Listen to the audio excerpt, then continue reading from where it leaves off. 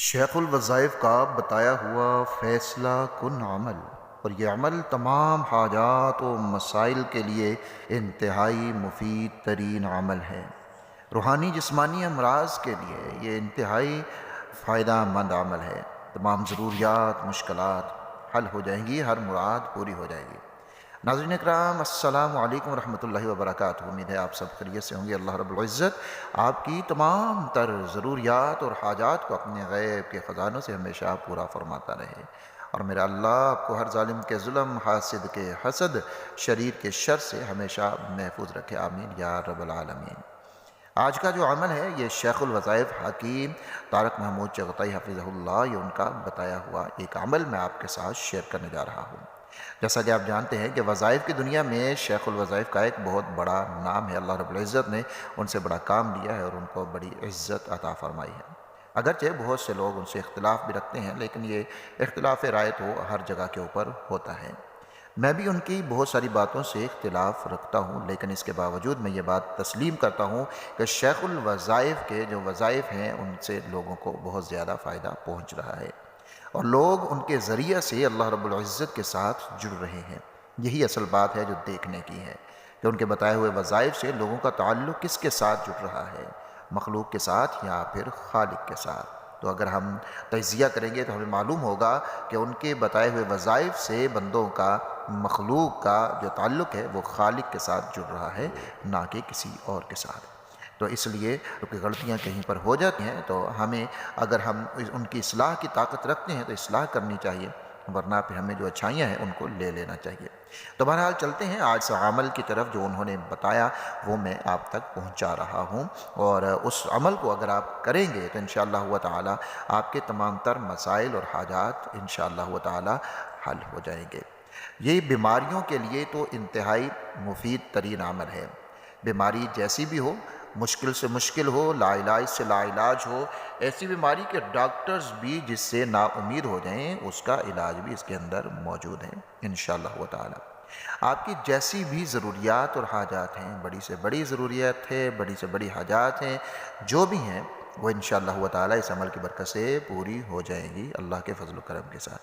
یہ عمل دو حصوں پر مشتمل ہے جو شیخ صاحب نے بتائے ہیں، دو حصوں پر مشتمل ہے۔ آپ نے اسی حساب سے اس عمل کو کر لینا ہے۔ عمل جس طریقے سے بتایا جائے اسی طریقے سے کیا کریں، اصل فائدہ پھر ہی ہوتا ہے۔ اپنی مرضی سے جب ہم عمل کرنا شروع کر دیتے ہیں تو پھر ان سے ہم خاص فائدہ حاصل نہیں کر سکتے۔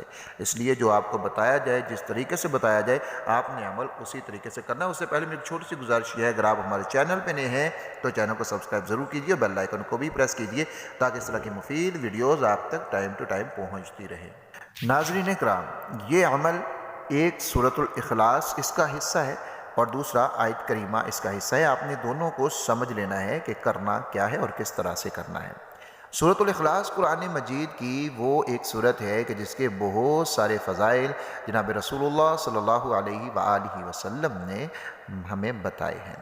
رسول اللہ صلی اللہ علیہ وآلہ وسلم نے جس کو ایک مرتبہ پڑھنے سے تہائی قرآن کے برابر ثواب ارشاد فرمایا، اور 3 مرتبہ اگر کوئی سورۃ الاخلاص کو پڑھ لیتا ہے تو اس کے لیے ایک قرآن مجید کا ثواب مل جاتا ہے۔ اور اسی طرح اگر سورۃ الفاتحہ کو حدیث شریف کے مطابق 10 دفعہ پڑھ لیا جاتا ہے تو جنت میں اس پڑھنے والے کے لیے ایک محل تعمیر ہو جاتا ہے۔ ناظرین اکرام، سورۃ الاخلاص کے ساتھ محبت کی بنیاد کے اوپر رسول اللہ صلی اللہ علیہ وآلہ وسلم نے ایک صحابی کو جنت کی بشارت سنائی تھی، اور آپ نے یہ بھی فرمایا کہ جو اس سے محبت کرتا ہے تو پھر اس سورت کی محبت نے اس کو جنت میں پہنچا دیا ہے۔ تو یہ اتنی اعلیٰ اور اتنے بڑے مقام اور مرتبے والی سورہ مبارکہ ہے، اس کو آپ نے ضرور پڑھتے رہنا ہے، اور اپنی نمازوں کے اندر بھی اس کو پڑھا کریں، اور ویسے بھی اس کا ورد ضرور کرتے رہیں۔ ضروری نہیں کہ یہ وظیفہ ہی آپ نے کرنا ہے تو ہی سورۃ الاخلاص کو پڑھنا ہے، نہیں، بلکہ اس کو ہمیشہ پڑھتے رہا کریں۔ اس کے بہت زیادہ فیض و برکات ہیں۔ اس کو پڑھنے سے اگر آپ کے گھر نہیں ہے، ذاتی گھر نہیں ہے، ذاتی مکان نہیں ہے، تو جو بھی سورۃ الاخلاص کا عمل کرے گا اللہ رب العزت اس کے لیے ذاتی مکان کے اسباب پیدا فرما دیں گے۔ اب دیکھیے کہ جو اللہ اس کے پڑھنے کے اوپر جنت میں ایک محل دیتا ہے تو وہ دنیا میں کیوں نہیں عطا فرمائے گا۔ اللہ رب العزت کی ہاں تو اہمیت آخرت کے، دنیا کی تو کوئی اہمیت ہی نہیں ہے، جب اللہ رب العزت وہاں پر محل عطا فرما رہا ہے تو دنیا کے اندر بھی ضرور عطا فرمائے گا۔ بس شرط یہ ہے کہ سورۃ الاخلاص کو اخلاص کے ساتھ پڑھ لیا جائے، سمجھ کر پڑھ لیا جائے اور پوری اہمیت کے ساتھ پڑھا جائے، یقین کامل کے ساتھ پڑھا جائے، اللہ رب العزت کے ہاں توکل کے ساتھ پڑھا جائے۔ پھر دیکھیے گا کیسے خالق کائنات عطا فرما دیتے ہیں۔ شیخ صاحب فرماتے ہیں کہ یہ ایک فیصلہ کن عمل ہے جو میں آپ کو بتا رہا ہوں، اور یہ عمل کرنا کیسے ہے اس کو آپ سمجھ لیجئے۔ صبح اور شام کو 2 تسبیحات آپ نے سورۃ الاخلاص کی پڑھنی ہے۔ پڑھنی اس طریقے سے ہے کہ آپ نے اول 3 مرتبہ دروشی پڑھنا ہے، آخر 3 مرتبہ دروشی پڑھنا ہے۔ ایک دفعہ آپ تعوذ یعنی اعوذ باللہ من الشیطان الرجیم کو پڑھ لیں، اور پھر ہر دفعہ تسمیہ بسم اللہ الرحمن الرحیم کو آپ نے ہر دفعہ پڑھنا ہے۔ ایک دفعہ تعوذ صرف شروع میں پڑھیں گے، اور تسمیہ یعنی بسم اللہ الرحمن الرحیم کو ہر دفعہ آپ ساتھ میں پڑھیں گے۔ تو 2 تسبیح یعنی 200 بار آپ نے صبح پڑھنا ہے، اور 200 بار ہی آپ نے اس کو شام کو پڑھنا ہے۔ اور جب آپ پڑھیں یعنی صبح آپ نے جب 2 تسبیح اس کی کر لیں، تو پھر آپ نے اس سارے ثواب کو، یہ جو 200 مرتبہ آپ نے سورۃ الاخلاص کو پڑھا ہے، اس کے ثواب کو آپ نے پوری امت کو بخش دینا ہے کہ یا اللہ یہ جو میں نے سورہ مبارکہ کی تلاوت کی ہے اس کو قبول فرمائیے، اور اس کا ثواب پوری امت مسلمہ جو زندہ ہیں اور جو فوت ہو چکے ہیں سب کو میری طرف سے اس کا ہدیہ پہنچا دیجیے۔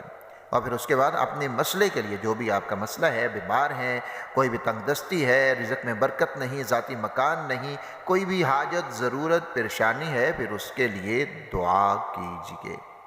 انشاءاللہ تعالی اللہ تعالیٰ فضل فرمائیں گے اور آپ کی دعا ضرور قبول ہوگی، اور جس بھی مسئلے کے لیے آپ کریں گے وہ مسئلہ بھی حل ہو جائے گا۔ ایک حصہ اس کا یہ ہے، اور دوسرا حصہ اس عمل کا یہ ہے کہ آپ دن میں، رات میں یعنی 24 گھنٹوں میں کسی بھی وقت، مکروہ وقت نہیں ہونا چاہیے، مکروہ اوقات کے جن کے اندر نوافل وغیرہ پڑھنا جائز نہیں ہے، وہ آپ نے اس وقت میں نہیں پڑھنا جب سورج طلوع ہو رہا ہو۔ وہ تھوڑا سا وقت ہوتا ہے، اس کو آپ دیکھ لیں، کیلنڈر کے اوپر بھی آتا ہے، آج کل جو مساجد میں گھڑیاں ہوتی ہیں اوپر بھی طلوع آفتاب کا وقت آتا ہے، تو وہ تھوڑا سا 10 سے 15 منٹ ہوتے ہیں، اس وقت میں نہیں پڑھنا۔ اور اسی طرح جو زوال کا وقت ہے، جب سورج بالکل سیدھا ہو کے ڈھلنا شروع ہوتا ہے، تو وہ بھی وقت زوال کا ہے، تو اس وقت بھی نہیں پڑھنا۔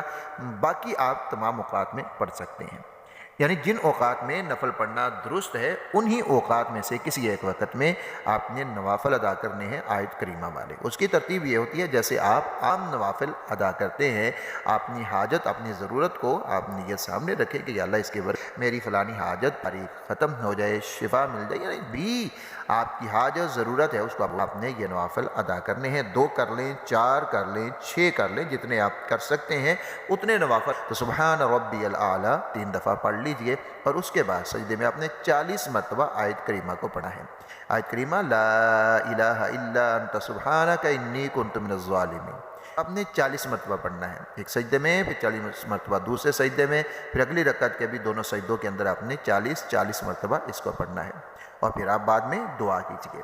تو یہ جو عمل ہے ناظرین اکرام، یہ عمل انتہائی مفید اور طاقتور عمل ہے۔ اس کو آپ اپنی کسی بھی جائز حاجت، ضرورت، مشکل، پریشانی، کسی بھی مقصد کے لیے کر سکتے ہیں۔ انشاءاللہ تعالی اللہ تعالیٰ آپ کو اس میں ضرور کامیابی عطا فرمائیں گے۔ ہماری ویڈیو کو شیئر ضرور کیجیے، اور اپنے پیاروں کا بہت سارا خیال رکھیے گا۔ اللہ حافظ و ناصر۔